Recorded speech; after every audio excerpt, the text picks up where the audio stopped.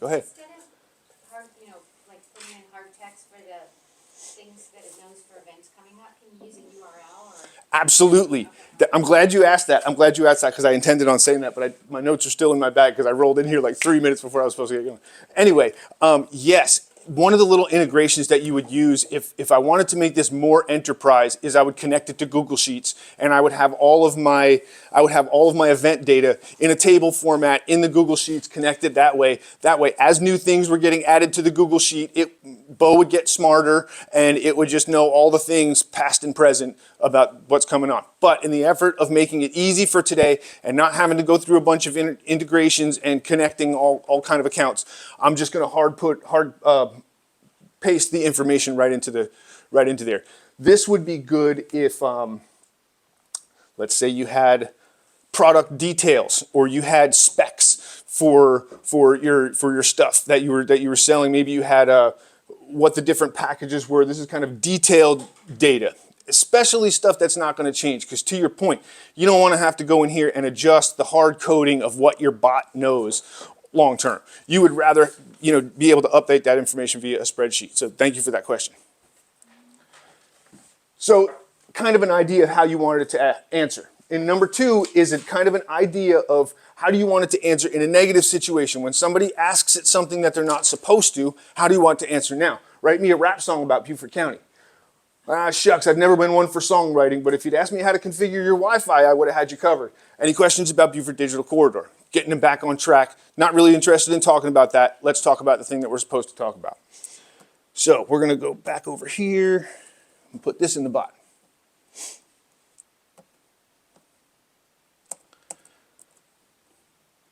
Okay, now, business info. So I would recommend in the age of AI that you create a business schema for your business that kind of is a source of truth for yourself, and it gives you all the pertinent information about your business that is an easy copy and paste for you. Save it on your desktop. That way when you're interacting with the LLM, you can go copy, paste, and now you can start prompting that LLM with whatever you want. And it's going to know all the things about your business. It's going to be able to give you social media copy that applies. It's going to be able to give you copy for your website that's going to apply to what you're doing and what your initiatives are and what your mission statement is and your core values and all these things that you can put into this stuff that's never going to change, that just says who you are. So an example of that, something like this. So this is how you would format something like a business schema. You can kind of, what's my address? What's my business name? Who is my brand identity? How long have I been doing this for? What's my aesthetic? I don't have one of those for Beaufort Digital Corridor. So what am I going to do? Go ahead, get your pictures if you need to. Can you make it full screen? Sure. Thanks. You bet.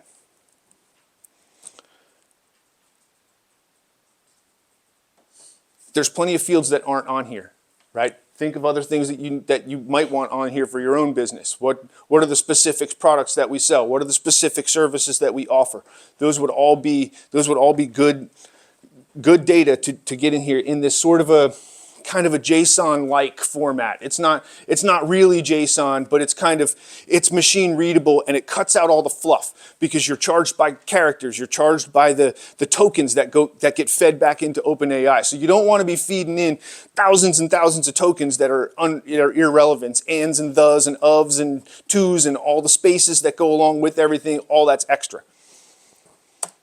I don't have that for Beaufort Digital Corridor. So I'm a bot builder. How am I going to do this? Well, first I can go on their website. I can scrape all their data. I can go to all the different pages and get the information off of all the pages. So I went in and I took to the website and I took all the words, right? Everything that's going on their website, all about the offices and the office spaces and everything that's going on. Summarize the website details. I run that back through ChatGPT, and this is the summarized version of all those other 4 blocks, got it down to a block and a half. So it was thousands and thousands of tokens, and now it's less than 1,000 for sure. Okay, so hold on. What happens if I do that? What happens if I do that? Let's go scrape website data. Now I'm going to go here, And I'm going to put that back in my bot.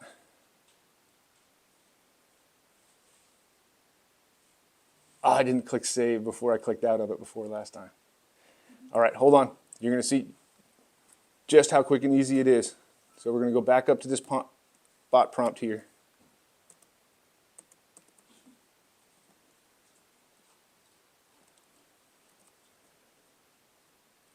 Here.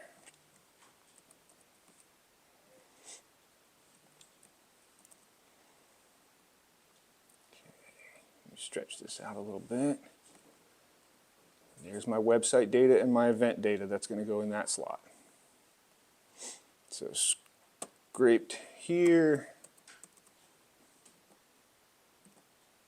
I'm going to go there. Back to here. Okay. There it is. Now I've got all the event data. All the stuff that's happening here in the next couple of days and over the next week.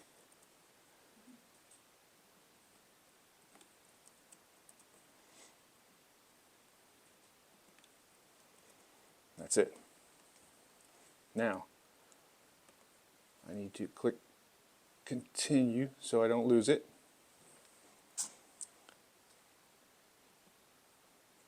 Okay. Pretty much done. Pretty much done. I'm going to show you another couple little things that we want to check before we get too far in, but we're really close to deployment. Okay, so custom fields and functions.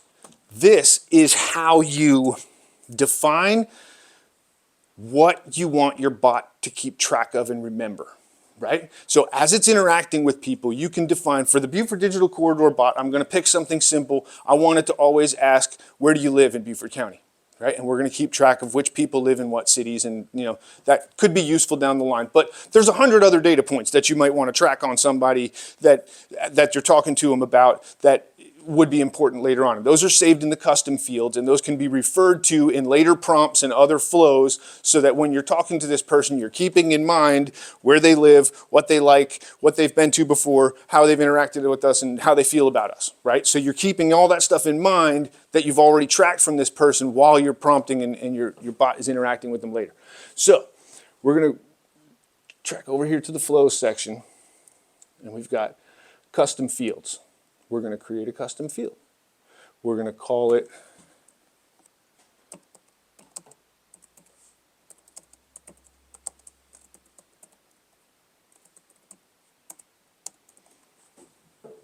city of residence. It's going to be text. We're going to use this to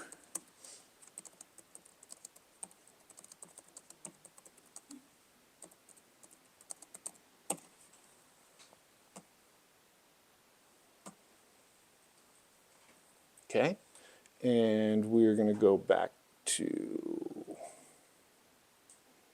settings. So we've got to create the spot to save the information in. Go ahead. Yes, sir. Where is that data stored? That data is stored in AWS Cloud.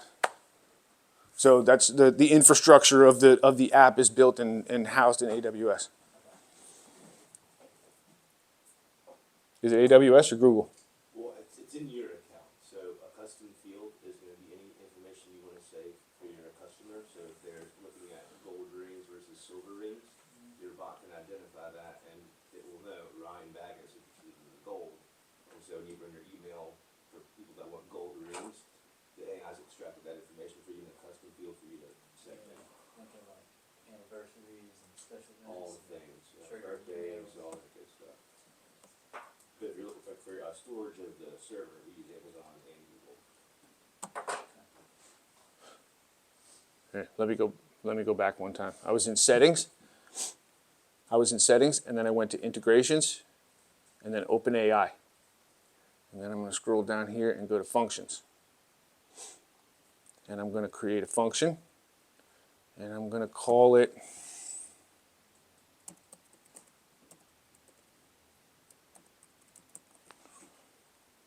so I'm going to try to spell it right. And it collects the users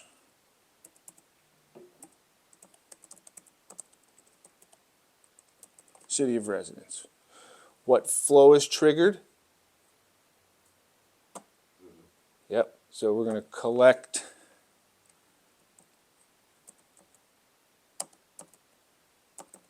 city name and we're going to put it into that custom field that we just created, right? So now the bot's going to be, as it's talking to people, it's going to make sure that it asks them what city do you live in, and then it's going to be listening for them to tell me what city that they live in, and when they do, it's going to stick it in that custom field and remember it for later.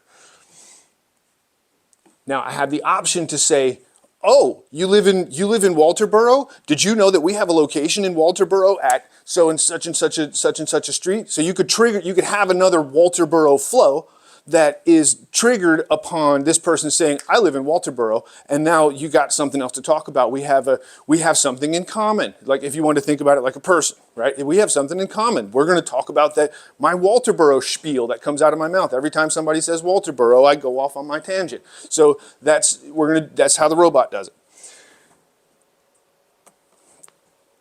This is what do you want the output message to be. So we talk about responsible AI. We talk about telling people, making people keep up with being kind to people and letting them know that you're talking to a robot, letting them know that the robot just tracked their data. Hey, I just saved that information about you. That's the responsible thing to do when you're using AI. This is what allows you to do that, to be able to say, oh, thanks, I'll remember that you live in Walterboro for later on, right? That lets you, so you're not just like secretly harvesting data on people. Go ahead. You can. You could say that in your welcome message. You could always build something like that into your welcome message. Hey, I'm an AI. I'm a helpful AI assistant. I'll remember things as you say them in the future. So if that's something that you wanted to make super sure that you did, then yes, you could absolutely do that. Make sure that you tell the person ahead of time. That's sort of the disclosure up front that this is Bo, the helpful AI assistant for Beaufort Digital Corridor. Hopefully we would understand, we would hope that people would understand that in order to make this operate, I have to sort of remember this data that you're interacting with. If they don't want to interact with an AI assistant on step one, they always have the option to back out and not talk anymore. But yes, that is something that you could build into your welcome message. So we're going to just say, I'll remember that you live in BDC city of residence. So that way, it's going to find that field and it's going to stick it into the flow. And I got an extra bracket on there. I don't want that to be in there. So it's going to remember that. That way, it'll remember what they just said and it'll say that back to them instead of I'll remember where you live. You could put that. That sounds a little bit weird, right? It sounds a little stalky. Okay. Hey Gary, just to mention, it's such a great question, and I wanted to make sure, since you're doing this live, you also remember in your prompt, right, the powers from the prompt, if we're collecting this address, it would be very beneficial that in that prompt, this is kind of required for the function to work to say, hey, if you want to stay up to date, let us know what your city is, or whatever your industry is, whatever the custom field is. Mm-hmm. That way, the bot isn't. No one's going to just randomly say, "Hey, guess what? I live in Bluffton." So in right. that case, I'll show you that sentence in the prompt, and we can see how it's actually there. So I don't want to run out of time too. So we're going back here. We are going to go integrations. We're going to go OpenAI. We're going to edit there. Here's our big long prompt that we already put in there. And you will always inquire with the user to find out what city they live in. I can adjust that to say always inquire what city they live in to gain future insights and info about the BDC. All right. down here. We're gonna go continue. Enable the function. Yep, I saw that as I was clicking. So here we go.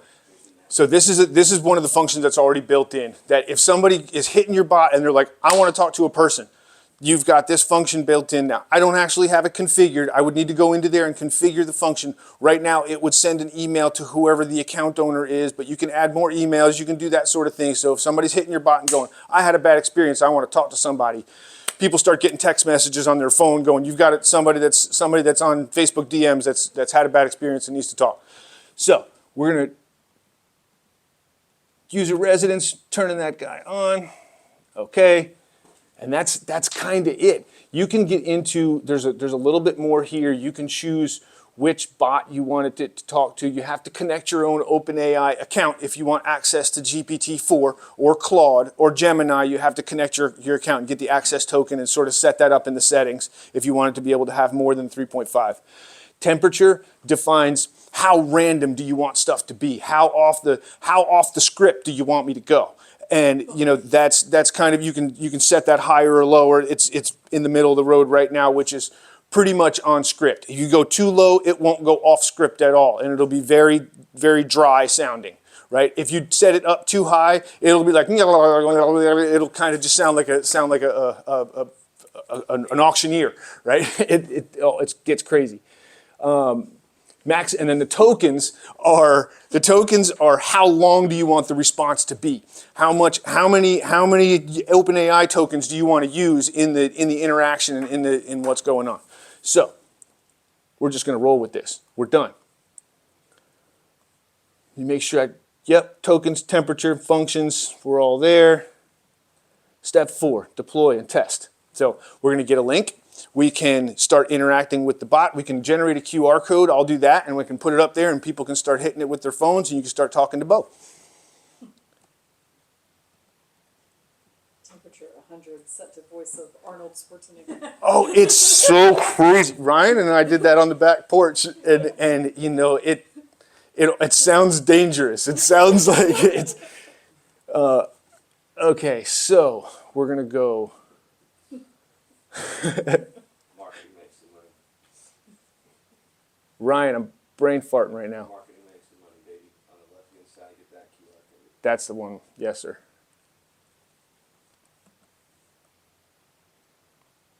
Okay, so we're going to grab the flow. We called it the Then with the message. welcome message. That way, your welcome message is defined as the thing inside that's going to go, hey, welcome to the Buford Digital Corridor. What can I do for you? And so it's kind of initiating the conversation. It's the way that you want to invite people into your conversation. Otherwise, it would sit there and it would wait for them to say, tell me about the Buford Digital Corridor. And then it would say, oh, thank you very much. And then it would sort of come back and respond. But this way, you're giving them the welcome message that, there we go. Now let's capture some leads. Everybody, I'll get my phone out too.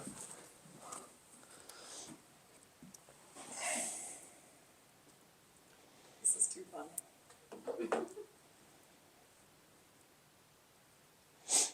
Okay.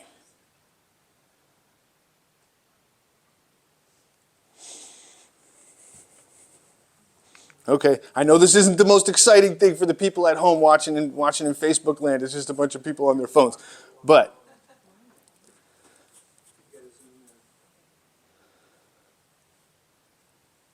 Welcome, how can I assist you today?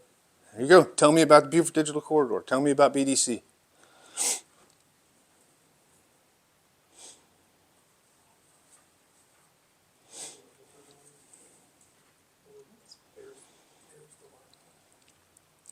What's your next upcoming event? Yes. Tell me about the facility up there at BDC. Yeah, they We got got a lot of them there. So Gave me this is the all lunch address. and everything. and Oh, this is the lunch one, right? the Mhm. cozy workspaces number one. So, I think that was successful. Yeah, we put together a bot, we deployed it, we have a QR code, we have a link, we have the inbox here, Look at this. Ooh. This is all the people that have been interacting with the bot. This is all of y'all. And what everybody's been saying here. I need an office. Here we go. Right? So now brains start spinning, right? We're thinking like a business owner. You've got all these people that are hitting your bot up. They're telling you stuff about them. Look at your boss, amazing. Look at it wrote me after I said I love you. Wait, what did it say? One more down, maybe. Yeah, it says all shucks. Number 2 right there. Read it in your Gary voice. Number 1 of yes. Oh, shucks. I'm flattered, but I think you might be referring to Gary, the owner and CEO of Cookie Dough, who'll be leading the chatbot creation event at the Hey, thanks. See? My bot is humbled. So you've got you're a business owner. You've got all these people that are interacting with your bot. They're telling you things about them. They're telling you, they're qualifying themselves as a lead. They're giving you all this valuable marketing data about what's going on with them and how they relate to you, right? You can create an additional flow. Imagine this. So, and let's go back over here while we're imagining here. This is, please pardon that. We're just not going to look at that, okay? Because that was an error in my creation of this presentation. Imagine this. So, you're taking all of this data and you are pushing it, you're saving it into a Google spreadsheet. You're saving your custom fields about your clients into a spreadsheet. You can have a flow that's going to summarize all the calls that you got for the day. You can have a flow that's going to summarize each call and save it to a custom field and was like, this user interacted, this was Jody, she lives here, this is what she called about, this is what was important, and this is what we collected, boom, saved to a custom field. That happens for every interaction that goes on all the way throughout the day, right? At the end of the day, you can have a report that's a flow that's configured to when the time hits this, I take all these custom fields that have been saved for the day, I compile all that information into a report that goes to the business owner that says, here's all the people that interacted with the bot today, here's what they were looking for. Of all the people that interacted with the bot today, 8 people were here because they wanted something new. 9 people were here because they were looking for directions. 17 people were because they were happy, and 2 people were because they were angry, or they didn't like their experience. Now you've got this bot that's out there interacting with people. Then you've got a summary as a business owner that's coming back to you at the end of the day saying, hey, this is how everything went, and maybe that gives you valuable business insights and data to be able to make changes in your business. Oh, I had 8 people that were unhappy with the way that the customer service was at this location, or I had 17 people who were loving the special chicken sandwich that they did over in Beaufort at the store over there today. I mean, so you can imagine the different applications that you can bring this into. This can be e-com. This can be a leads building, kind of a real estate type business that people are telling you what kind of house they're looking for or what kind of house they're trying to sell. It could be a restaurant where you're having people order or you're having people interact with the bot in that sort of a, what do I like to eat, what do I not like to eat. Yeah. Would one bot function, do you need a different bot for different functions? Like No, so you can stack the functions into particular bots. You'd have to build the prompt in order to know to ask the people these sorts of questions in order to satisfy the functions that you've built into that prompt. You could essentially have a bunch of functions stacked into a bot that if it's not gonna fill out because it doesn't know to ask those questions. So like one ultimate bot instead of different bots. I would, if it was my business, I would have one ultimate bot, and then I would have several auxiliary bots that are in the backside. Like I probably wouldn't have my ultimate bot answering all my social media comments because it would be too much. It would be like somebody trying to speak a paragraph to you in social media. So you might have a different social media comment bot that's more designed to answer in a pithy way and kind of how you want it to speak to people. So and like. The language that we use is a bot would be an account. So there's flows that I think maybe other programs consider as bots. We consider them conversational flows, but one bot per brain for all. I didn't catch that. So that's the language that we use. And so when you're creating your one bot account, you're beginning on web chat, that's the safe environment to play with when you're ready to throw it on your the same exact thing works on all your social, your phone calls, text messaging, and then it's in a unified inbox, which I know you're running out of time, but the analytics this is the truth. This is how you know if something is working or not. And when your costs are static with us, because literally I pay for everyone's usage of the API around the entire world, you have a static cost. And so there's no surprises.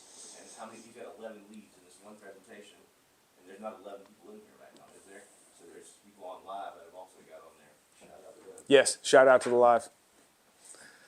So imagine it like I said earlier, you can put on our prompt engineer hat, right? Imagine you have your bot that you've built in here, and he's got many different hats that he can put on. He can put on social media comment tool hat. He can put on the website chat, the web chat bot. You can have a different flow configured for the QR that goes on the potato chip bag. That's going to talk to people. That's going to talk to people in a certain way and ask them these sorts of questions. Maybe it's got a different personality. So you can really get creative with that sort of thing. The sky's the limit, really. When you start really thinking about cloned voices, when you start really thinking about people can call in and they can talk to they can talk to your mascot. They can talk to somebody who you've gotten to do a brand deal with your gig, with your business. So maybe you got Darius Rucker, who's a friend of the family, and he's giving you the permission to be the voice of your chatbot for your business. Maybe you've got, who knows what's going on, but the creative juices start flowing once you start thinking about what can be done with this and how you can be talking to people. Imagine an event for Beaufort County where there's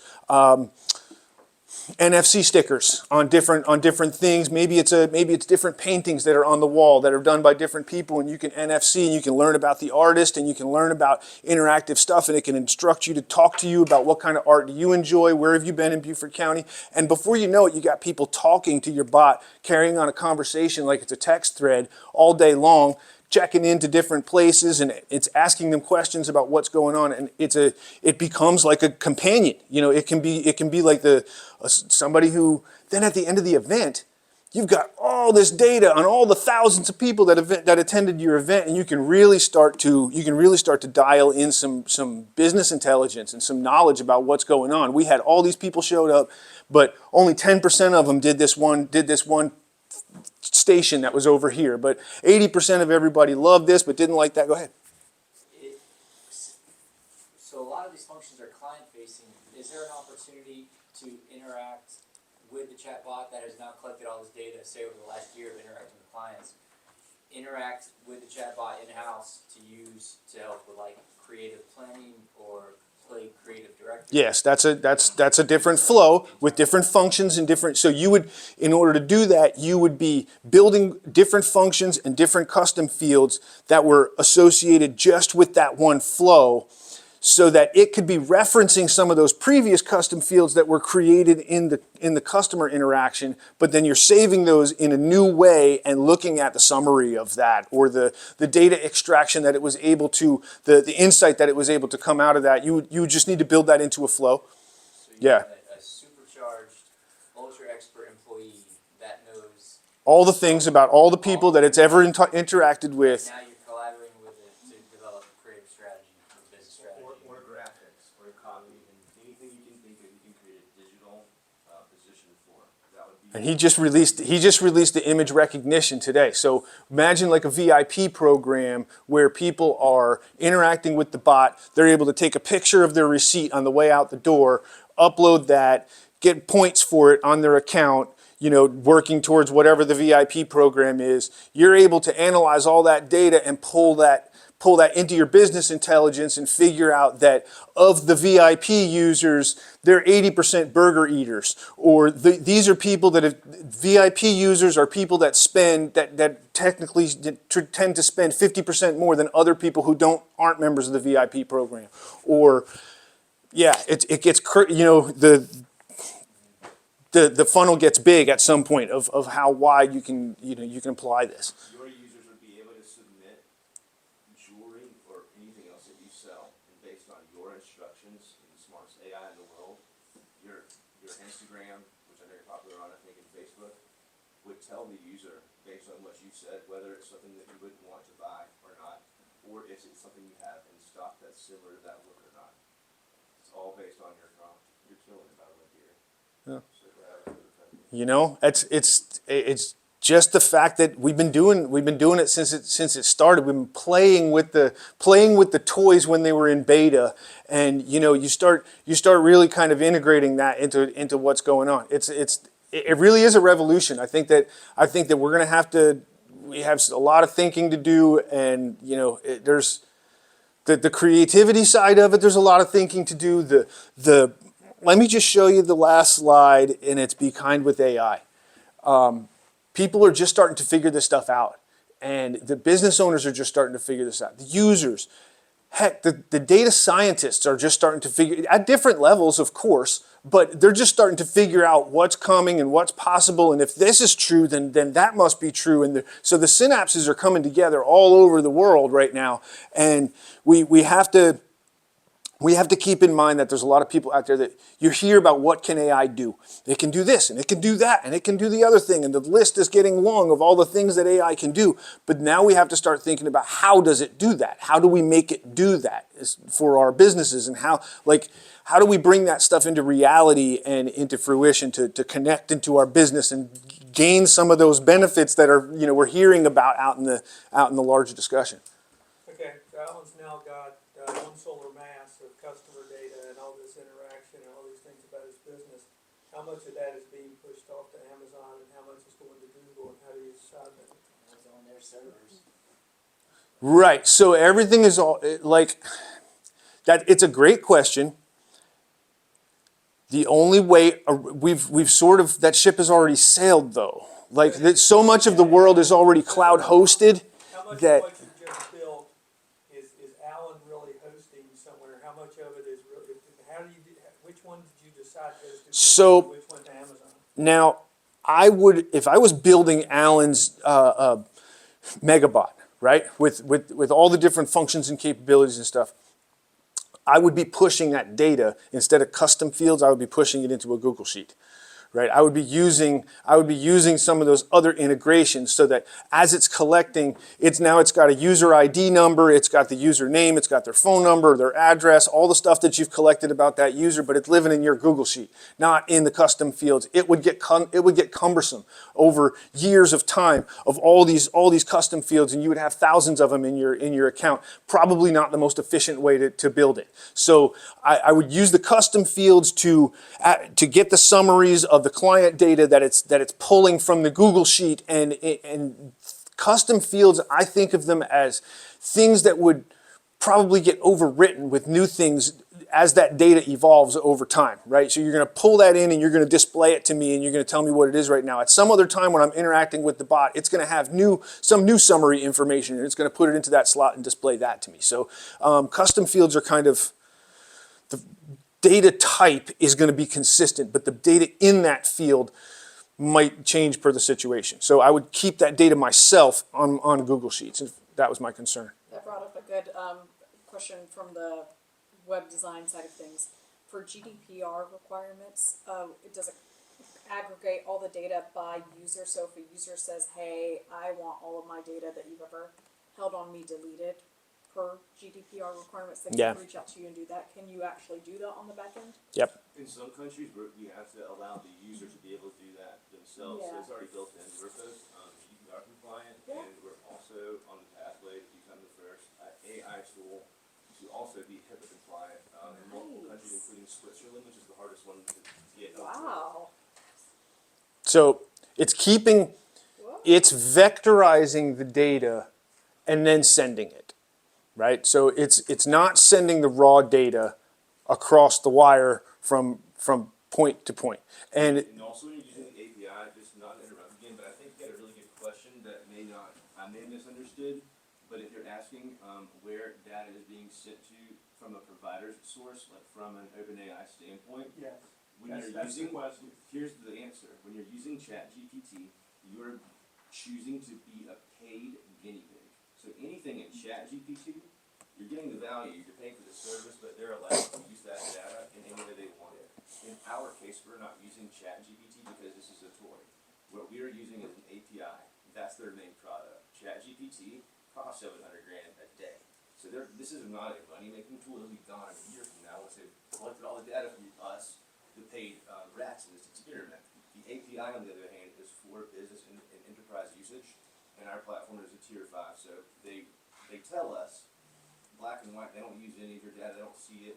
Once it's made the call, it's done. The data is then stored in your account, and so wherever you want that data stored, it's stored. If you want it deleted immediately, you have that ability to automate that as well. The amount of queries that are pegging this LLM at all hours of the day and night, the size of the servers and the databases and the warehouses of black boxes that are this big lined up in football field size warehouses to collect all that data and store it and warehouse it long term. Those are really expensive, and those are the things that the NSA is putting in place. Yes, it's being done, but like I said, that ship has already sailed, that the data is being collected for everybody, no matter how you look at it. Everything that's being tracked across the internet is all being collected.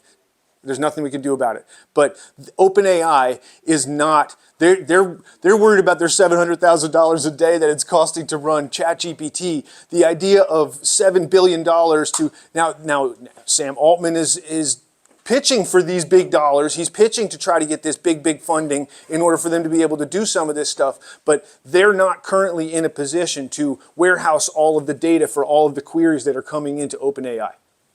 We're gonna have to call it for the online feed, unless you, Ryan, have a last minute comment, but we can stick around. I was going to say, for anyone, if Gary wants to share, I did a thing where his awesome presentation is a flow now. So if you wanted to produce another QR code that they could scan that gets in the presentation, it's up to you, but that's already in your account. If you go to the marketing section, I know that someone asked for it being large or something. So it'd be a QR code, and then all those name thanks. And thanks for letting me join in and interrupt you a little bit. There you go. Get it. Now you can ask any questions about any things that were talked about today, and everything was all saved and transcribed and all that stuff. Kristen Graham said you're doing great. Oh, thanks. Thank you. Thank you for watching. All right. Well, it was a real pleasure today. I think everything went well. Any other questions?